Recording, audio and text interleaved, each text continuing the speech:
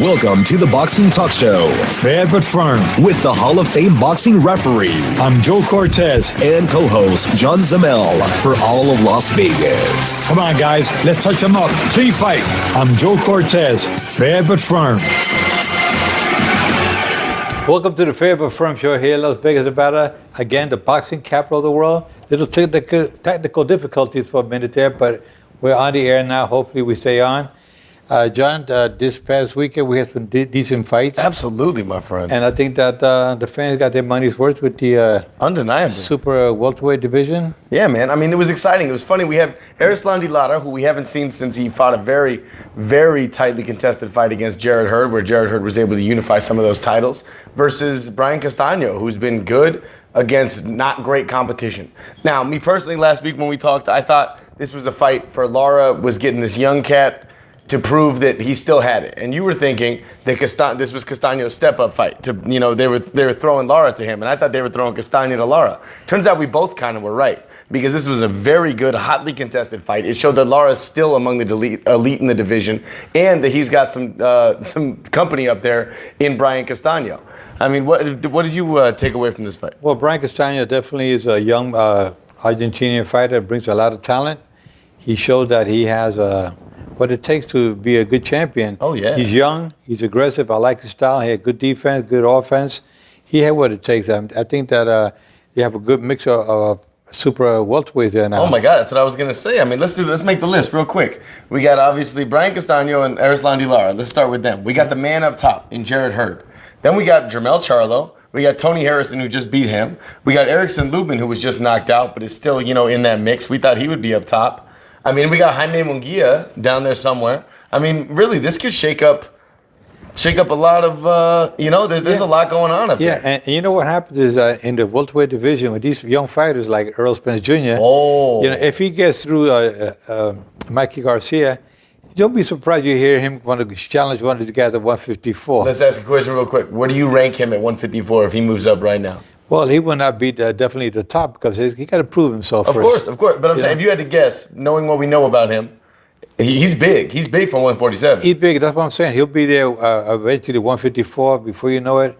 And another year or two, he'll be up challenging. He's the highest ranked pound for pound fighter among them, but I think he's going to have his hands full. It's not going to be easy. I agree. But he definitely has the talent. But I got to see him get passed through Mikey Garcia.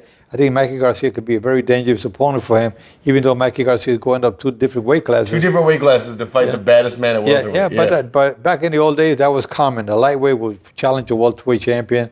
That happened. Or the welterweight would challenge a middleweight. The middleweight would challenge a light heavyweight. A very few, like Bob Foster, challenged, to fight for the heavyweight championship and ended up getting knocked out. But it happens, But Mikey Garcia is going to be a tough one for Earl Spence. And let's talk about that fight before we go talking about him fighting at 154. Yeah, that's a good point.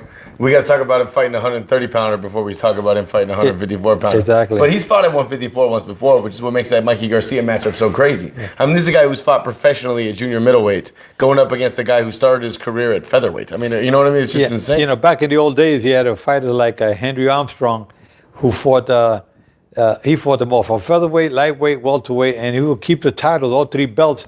Back in those days, you didn't have to relinquish your belt. They let you stay in there.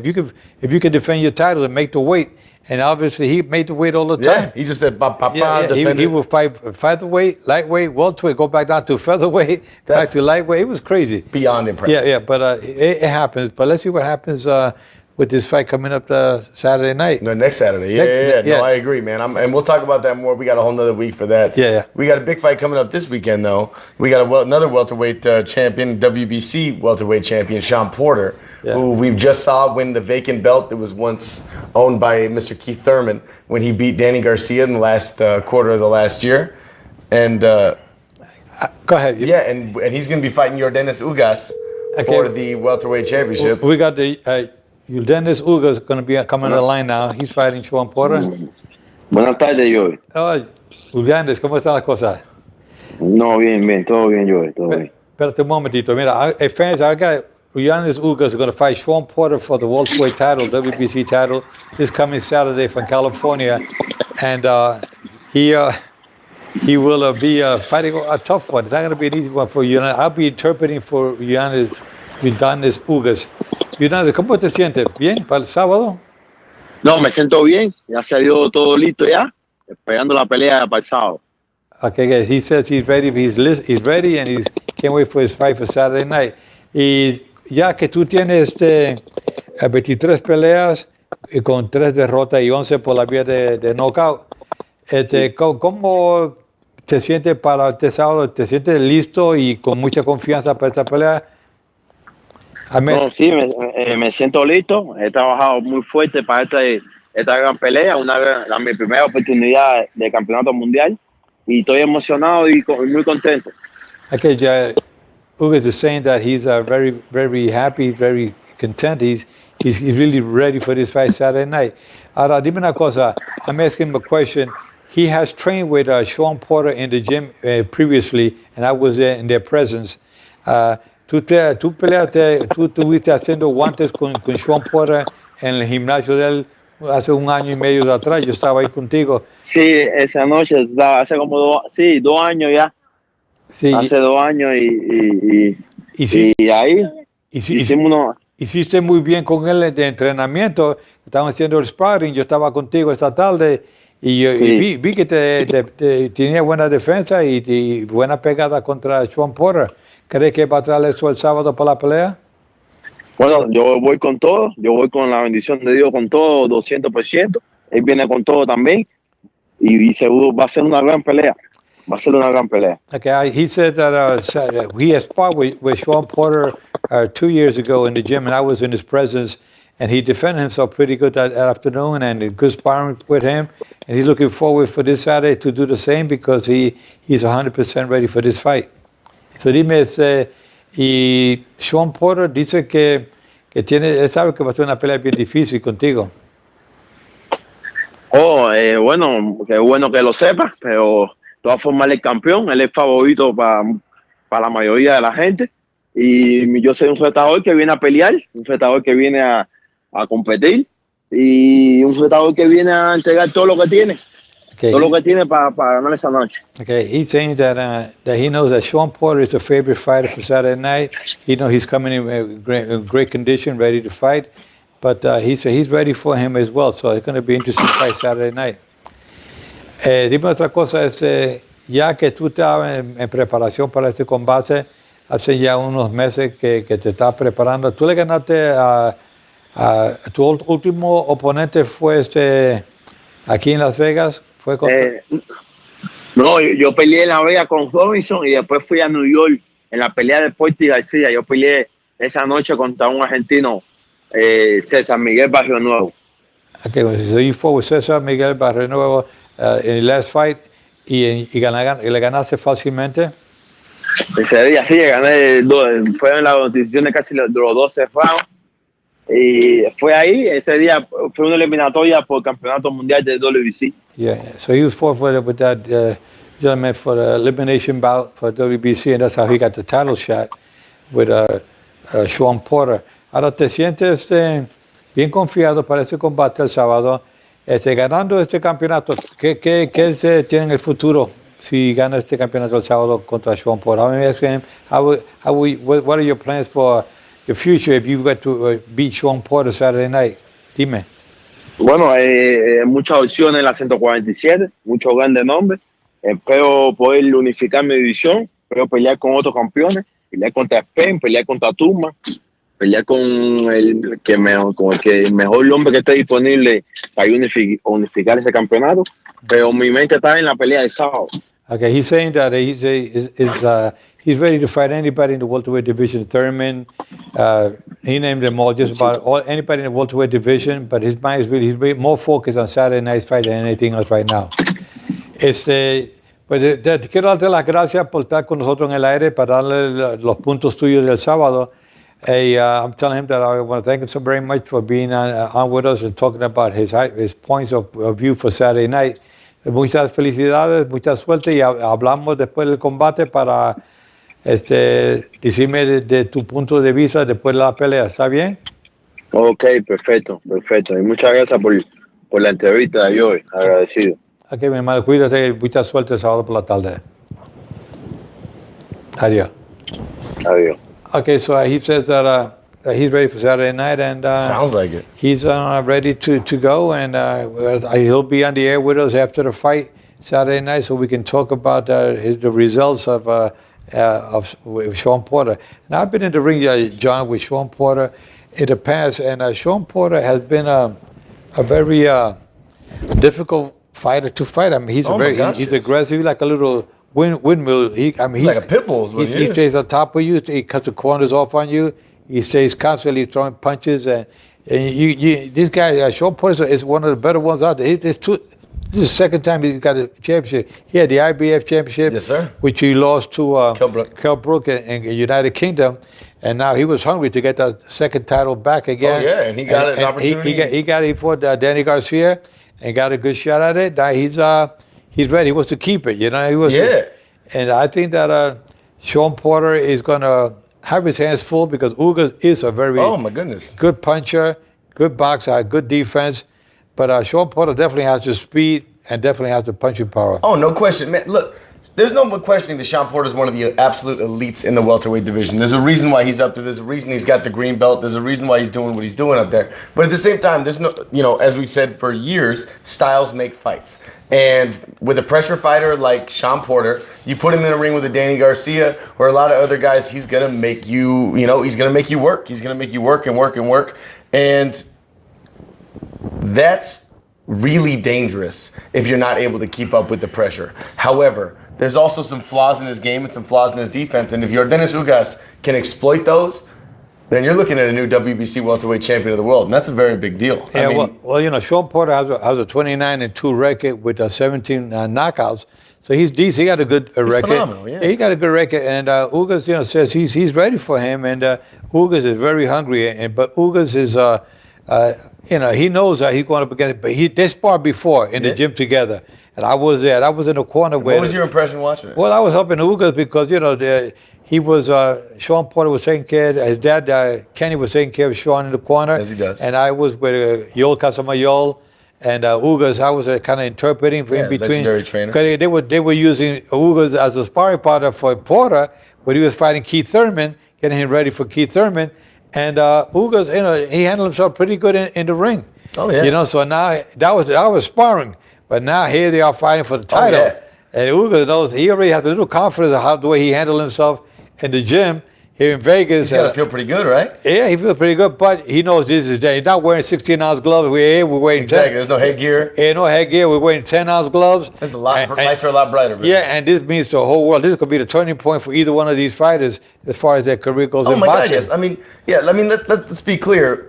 The only people that Shawn Porter has lost to have been Keith Thurman, who was a unified welterweight champion of the world, and Kell Brook, who was, a Hall of Famer. Like, there's really no way around it. These guys, he's lost to the elite guys. Ugas does not have that kind of resume, but he does have the skill set. He does have the speed and power and combination of everything that he could make this a very difficult night for Shawn Porter. I mean, there could be a new WBC welterweight champion. Don't be surprised. This could be possibly one of the top fights of the year. I agree with you. Because these guys have what it takes to make it that kind of a fight. I mean, Shawn Porter going to stay in there no matter what. Yeah, he's going to keep pressuring, man. He's not going to stop coming forward. But Ugas can punch, and that could be the mistake that Shawn Porter can make by coming forward. And but if Shawn Porter is constantly moving the head and putting the pressure on it and trying to keep Ugas against the ropes, he can do okay. But Ugas knows that he can't stay up against the ropes because that's where Shawn Porter has he's most dangerous. Mm-hmm. So it's going to be that kind of a fight. Ugas definitely has the height. Yes. He can punch. And the outside game and the power. Yeah, and if he doesn't throw those wall punches, he throws straight punches. Those straight punches are the ones that can hurt you. Especially when you keep coming forward. It's hard to keep coming forward. And Shawn Porter is a little shorter. So I remember doing the sparring session there here in Vegas a couple of years back. Ugas was using the uppercut and the left hook and was doing pretty good with that. He found an opening with the uppercut. And that can happen Saturday night. So Shawn Porter got to be careful that he doesn't walk into one of those uppercuts. Because sometimes those punches you don't see coming. You're here and you see a punch comes from underneath. You hit with a jab and the uppercut comes. Yeah. Well, you're blinking, the uppercut comes in between. You don't see it. The punches that hurt you are the ones you don't see coming. No, that's the hardest punches in the world. And of course, the left hook. Again, with left hook, you jab, you throw a right hand, you throw the right hand, you left hook. The left hook, you didn't see it coming, boom. Those are the punches that hurt you, put you down. Yeah. You can ask Tyson Fury that. He'll tell you. That left hook he got hit with Deontay Wilder. Yeah. So I mean, that was that second one. Yeah. The follow-up. That's the ones that get you, man. Oh, man. I remember I knocked down. I thought Tyson Fury was going to get up, but he got up. I thought he was done for. I thought it was it. The referee thought for a second. I don't know what. But Jack Reed, he saw something that nobody else saw. He must have, man. He said, maybe I just want to just count just to be sure, but the guy jumped up for 5. And here he is. My favorite thing about that was when Jack Reese came on our show that Monday and said that when he said 5, that Tyson Fury woke up like he was startled. Yeah, he was startled. That's the craziest part to me. He said, why? He jumped up like if it was the first round. Yeah, like his alarm just went off. Yeah, alarm went up. He said, what? I'm late. Let me get up. That's what it felt like. Yeah. But anyway, Saturday night going to be a good fight. And, I'm excited, man. Yeah. Do not underestimate Yordenis Ugas, because I promise you Shawn Porter won't. And you shouldn't either, because he has what it takes to really make a difference in that ring. Exactly. Now, I've been an advisor for Shawn Porter for 2 of his fights, when he fought Keith Thurman, and then when he fought the other guy, I forgot his name, the other fighter. And, one that he won. Yeah, he stopped him. He stopped. I forgot his name. Anyway, it was one of those 2 fights I was with Shawn Porter. Yeah. And here, Ugas, I was helping Ugas out with Joel Casamayel in the gym while he was training. We were training, sparring with Shawn Porter. And I can tell you that, again, like I said before, he's dangerous. Ugas is definitely a dangerous fighter. Absolutely. I mean, the biggest name on his resume is Thomas Dulorme, who we really only know by he's the guy who had a draw with Jesse Vargas in his last fight. So, I mean, he could fight at that next level of the welterweight division. But like I said, his resume isn't Shawn Porter's resume. He doesn't have the CV Shawn Porter has. No one's pretending he does. We're saying that in the gym, in the ring, his skill set and his power are enough that he could win this fight. He could upset the WBC champion. Yeah, I just hope that there's no weight issues with either fighter. Who do you predict there being weight issues with? Well, I don't know. I'm just saying they could be a weight issue with both fighters. I mean, they're both outgrowing their bodies. I mean, they're not getting any younger. And of course, when you're a welterweight, you start, you're trying to make that weight, and you got to try to make it. And you don't want to be penalized or be stripped of your title because you didn't make weight. Next thing you know, you got to move up and swim with those sharks we were talking about before. At 154. Yeah, and we know that's one of the most dangerous divisions in boxing right now. Absolutely. No, there's no question about it. There's a lot going on in that division. Yeah. Hey, I will share a shout out to our friends out there in the United Kingdom. Oh, yeah. Dan and John and everybody. All my friends out there. Paul and everybody. Yeah, some of our friends some of the fighters that I referee out there in the past, it was always an honor going out to United Kingdom back when boxing was just really getting in its infancy. Yeah, because boxing's been around forever in the United Kingdom, but back when they used to fight like this. But I mean, here we're back in the days of the rules of boxing. Bare knuckle boxing. Yeah, it was back in the day. But I'll tell you that boxing come a long ways out. A lot of good fighters out there. And now you got all these heavyweights, welterweights, middleweights. Mm-hmm. A lot of good fighters out of the United Kingdom, and I think my hat off to them. They got a lot of good judges and referees out there too. They developed their skills, they raised the bar as far as officiating. So I'm very, very pleased to see how well the United Kingdom is doing. So speaking of heavyweights, we had Luis Ortiz fight this weekend.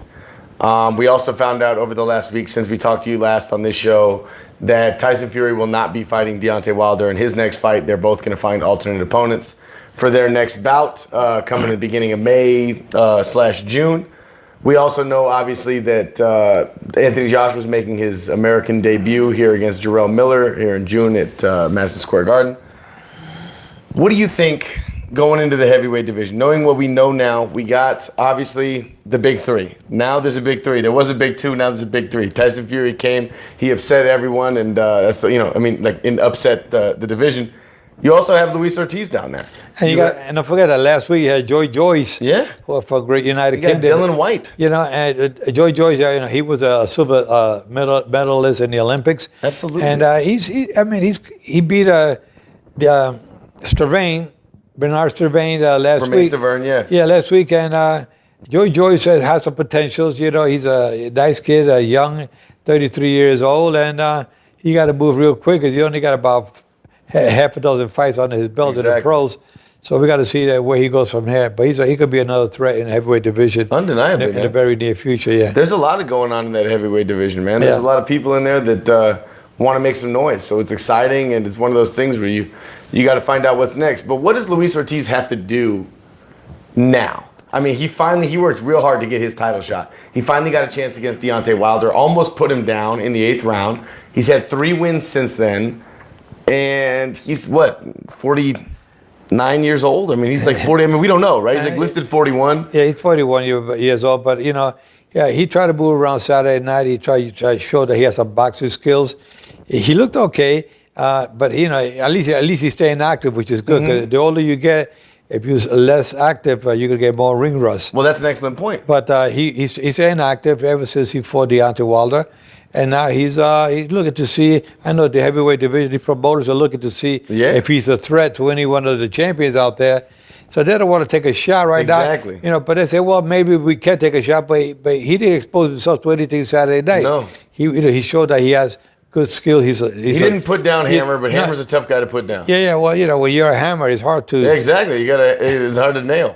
You're a hard guy to nail. Yeah. Hey, you know who else we don't mention in the heavyweight division, but he's very much a part of it right now, is Alexander Usyk, the gentleman who was the fighter of the year on almost everyone's list, including ours at the end of the year last year. I was the guy who unified the cruiserweight division, and he's moving up to fight. And now he's been saying he wants to fight Povetkin in his heavyweight debut. And Povetkin now, they're saying Povetkin wants a tune-up fight. Because his last fight, he lost to Joshua. Yeah.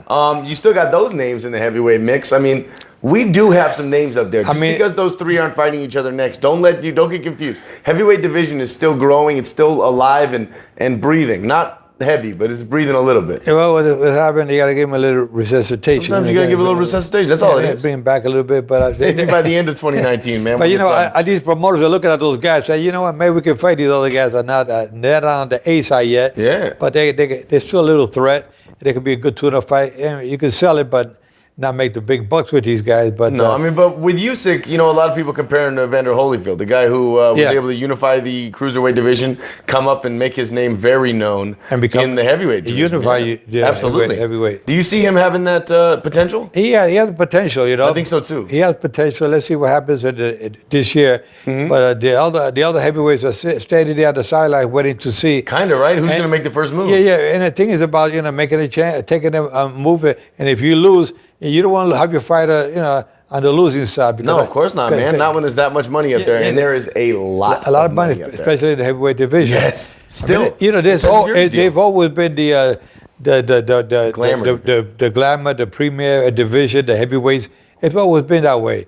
But those guys that make the big bucks. You don't hear these little guys like Pacquiao, they make decent money. But Pacquiao makes good money, but I know what you mean. Yeah. But you know what I mean? These guys will make... the Mikey Garcias of the world? They don't make $200, $300 million. No. Sign up a deal like that. No, not unless you're Floyd or Pacquiao. You're not making that kind of money. Yeah, well, unless you're a baseball player like Bryce Harper? Like Bryce Harper. Shout out Bryce Harper, Las Vegas native. Who just got a $330 million deal for 13-year contract. I mean, that's we're here talking a little bit about baseball too. To our British fans, there's something called baseball that exists here in America, and Bryce Harper's really good at it. I mean, Canelo Alvarez got a $365 million deal, and that's only 5 years. Yeah, with days in.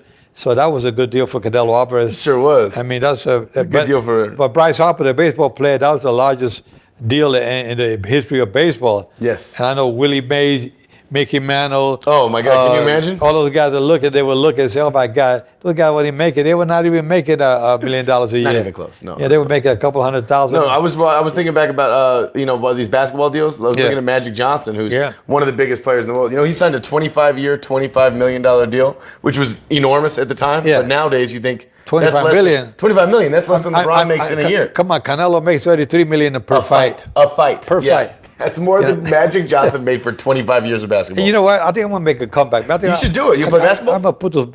now, boxing. You're boxing. Okay, cool. My fault. Basketball. Well, something. You want to watch basketball? Watch my shot. Go on YouTube and check out Joe Cortez. Put down Joe Cortez basketball. A big surprise.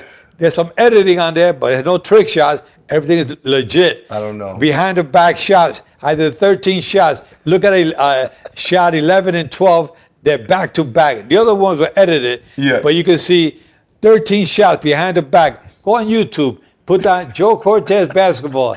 Okay, so if I want to make it in boxing, I'll make it in basketball. You make some money. You're going to do it, man. You're going to come that comeback. If not, I'll be a sweeper down at the T-Mobile Arena. You'd be the best at it. Is what you I'll tell you that much right now. Oh, my God. But I'll tell you that, sometimes we just like to just talk about so many things. I could talk to you guys about boxing, the history of boxing, about fighters from way back then. But one of the most important things that I remember most of all was when I refereed one of my biggest fights.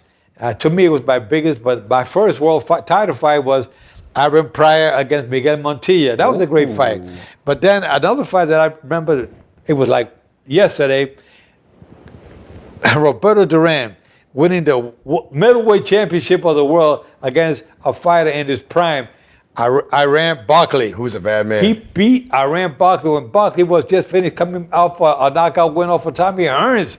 And Tommy Hearns had knocked out Roberto Duran. Mm-hmm. Here the guy comes out and he beats Iran Barkley, takes the middleweight championship. But Roberto Duran is known as, perhaps in the history of boxing, as the best lightweight in the history of boxing in most people. And for good reason. Yeah. And you know what? When you talk about this Mikey Garcia Errol Spence fight. Yeah. You think about guys who went up to fight other guys. Yeah. You know, when you think about like Pacquiao when he went up to fight De La Hoya. Yeah. Now Pacquiao had elite speed and elite power, and that's how he was able to get that done. He was able to get up there. Mikey Garcia doesn't have elite speed or elite power. He does have elite fundamentals. He has elite footwork and elite timing. He's excellent in a lot of ways. But he got a good punch. Oh, undeniably. But he doesn't have Manny Pacquiao, super strength or super speed. Yeah. Also, De La Hoya was kind of on the tail end of his career. So was, when Sugar Ray Leonard went up to fight, I think Hearns. He was on the tail end. I remember refereeing Manny Pacquiao when he won the 118-pound championship, his first title, which I was a referee in Las Vegas. And he said go up to become super welterweight, 154. It's crazy. When he fought Margarito, 154. He went up, 8 different divisions? Yeah, 8 divisions. That's unheard of. He was a champion in 8 divisions. Yeah. I mean, I think he went up 10. Which is nuts. But I tell you, he's unbelievable. But this is what happens in boxing. So it can fluctuate with the weight, but it depends. It's only a certain amount of fighters that can do that. And Manny Pacquiao. There's like one. There's one. It's Manny Pacquiao. 1 in a million. Yeah, exactly. But boxing is so interesting and so. It is a business now. Everybody looking at the money side of it. But the other part of it, the fans don't care about the money. The fans want to see a good fight. And that's one thing I love about this Mikey Garcia versus Errol Spence fight. This is by far the most dangerous fight of both of their careers. Yes, Mikey Garcia has so much to gain. He's the #1 pound-for-pound guy out of nowhere. He's the face of boxing in a lot of ways, as far as hardcore fans see it. But at the same time, he's also risking his 0. He's 39-0. He's a top 5 pound-for-pound fighter, and he's risking everything he has against a guy who's an absolute phenom, against a guy who people in his own division won't fight, against the boogeyman of the welterweight division. I mean, there's a reason why we say this stuff. Yeah. And so, at the same time, Errol Spence is risking losing, after being the most feared fighter and blah, blah, blah, losing to a guy who fights regularly at 135. They have a lot to lose. It can happen very easily because we've seen great fighters. I mean, when Jesse Magdaleno was winning he won the title last year. Early last year, he won the title and he loses to Dogbo. Dogbo was coming back again real soon. Yeah, who just lost to Navarrete. Who's going to lose probably again to Navarrete. Yeah, we don't know. But it's a rematch. But I can tell you one thing is that crazy things happen in boxing. Just when you think that this guy is the best guy like Errol Spence out there, you know what? If he gets beat by Mikey Garcia? By Mikey Garcia, people say, oh, what happened? You know what? Look what happened to Jesse Magdaleno against Dogbo. I got a good question. And then what happened to Dogbo against Navarrete. So styles sometimes, and it's just kind of the way stuff goes. I got a question. What if Mikey Garcia beats Errol Spence and then comes back down and loses to Lomachenko? What do we think about these fighters now? Well, I think you got to face Joe Cortez. You got to, the final boss. Yeah. Like in a video game. Yeah, that makes sense to me. Yeah. Well, we'll see. Hey, guys, it's just so nice to always talk about these different topics and have a little fun with our show.